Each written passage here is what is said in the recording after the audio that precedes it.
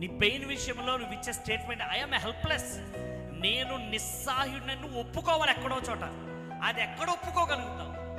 నువ్వు హెల్ప్లెస్ అని దేవుడు ప్రూవ్ చేయడానికి నీ వల్ల ఎన్నటికీ కాని నయం కాని పెయిన్ ఎడతాడు నీకు. Then only you can say I'm helpless.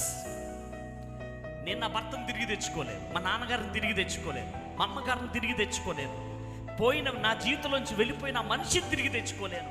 నా వల్ల ఐఎమ్ హెల్ప్లెస్, ఐఎమ్ హెల్ప్లెస్ అని నువ్వు ఎప్పుడైతే అంటావో అప్పుడు తండ్రి కృప నీ మీద ఉంటుంది. ఎందుకంటే ఐఎమ్ హెల్ప్లెస్ అనుకున్నప్పుడే నీలో ఉన్న అహం, గర్వం అన్నీ చచ్చిపోతాయి.